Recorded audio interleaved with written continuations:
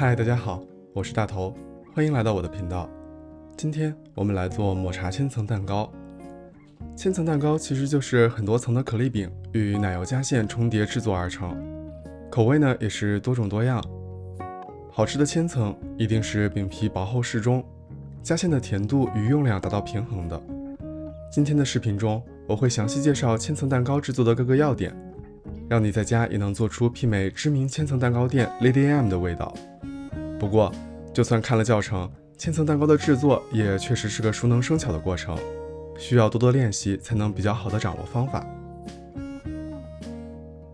首先是饼皮的部分，今天要做一个6寸的千层蛋糕，我们需要的材料有牛奶250克、鸡蛋2个、糖30克、低筋面粉80克、植物油20克、抹茶粉5克、玉米淀粉15克、盐1克。在搅拌盆中加入抹茶粉、植物油，用手动打蛋器搅打。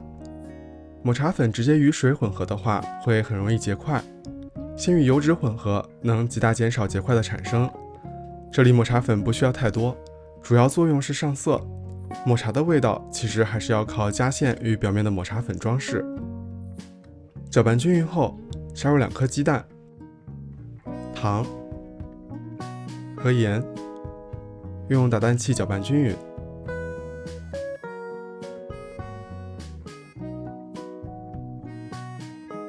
此时加入全部的低筋面粉与玉米淀粉，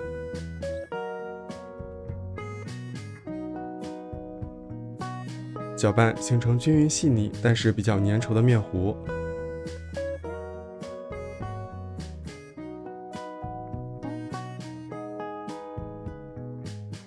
分3到4次加入牛奶，将面糊稀释。每次加入后都将面糊搅拌均匀。先将面粉与少量液体混合再稀释的方法，能极大减少面粉疙瘩的产生。这个方法在上个可丽露的视频中也用到过。最后将面糊用细的筛网过筛一遍，去除掉没有搅匀的颗粒，可丽饼的面糊就做好了。合格的面糊应该像是这样，能轻易附着在勺子上的。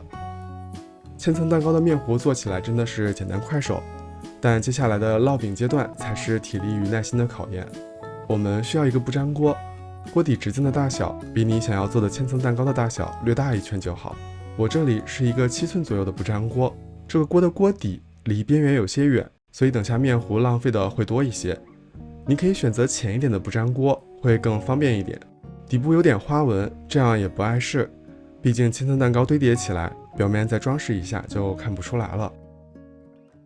开中小火加热锅，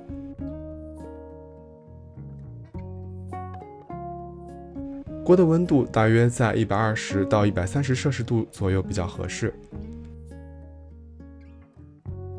舀出面糊前轻轻搅动一下，让面糊更加均匀。倒在锅里的同时，快速转动锅子，然后把多余的面糊倒出来，只需要留在锅底薄薄一层面糊，这是我们想达到的理想状态。同时也可以看到，我这个比较深的锅边缘会浪费很多面糊。接着将锅放到火上加热，直到看到有大气泡的产生，面皮就熟了。此时离火，趁热用刮刀刮一圈，帮助饼皮与锅分离，然后将饼皮取下来。此时饼皮有点烫，可以戴上手套操作。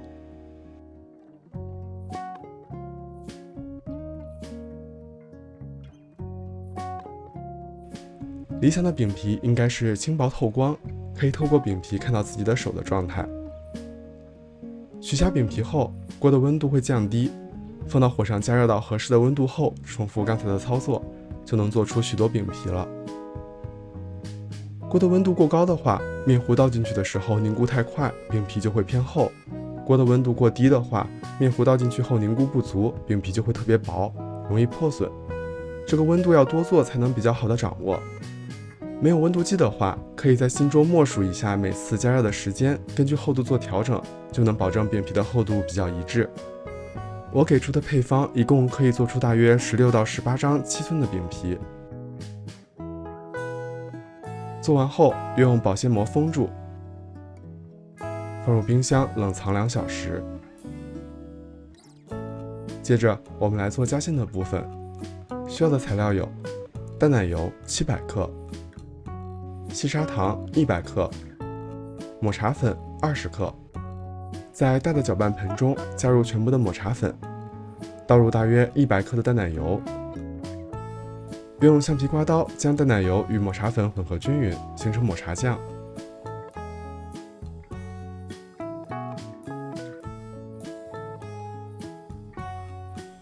再加入全部的细砂糖与剩余600克的淡奶油，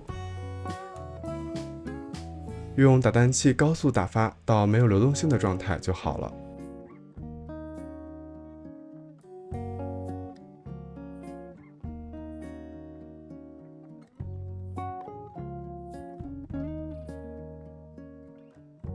取出冷藏好的饼皮，用6寸的圆形模具为标准，把多余的部分切去。边角料可以等下和多余的馅料一起吃掉。我这里把一个圆形的蛋糕底托包上了锡箔纸，来盛放蛋糕。先放上最底层的可丽饼。夹馅的用量大约需要35到38克左右。如果你想每层的奶油用量差不多的话，可以每做一层就称量一下。嫌麻烦的话，就可以只称量第一次，以后每次取出大概差不多量的奶油就好了。抹匀夹馅的时候，一般都会倾向于中间厚两边薄，这样最后的蛋糕中间会凸出来。想要比较平整的表面，需要抹奶油的时候，可以将中间的奶油向边缘多推一推，抹平一层后，对其边缘盖上一张可丽饼，然后重复这个过程。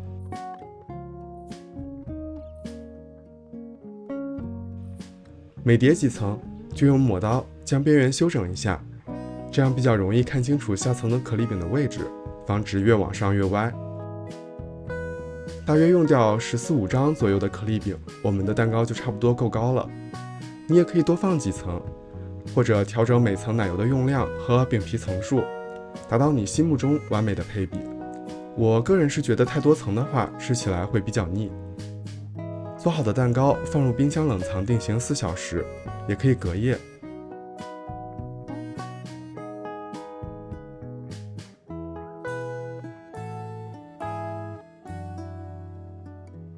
吃之前，在表面薄薄地撒上一层抹茶粉，这里的用量不需要太多，馅料本身并不是特别甜腻，而且抹茶粉的用量已经足够，抹茶的味道已经相当的浓郁了。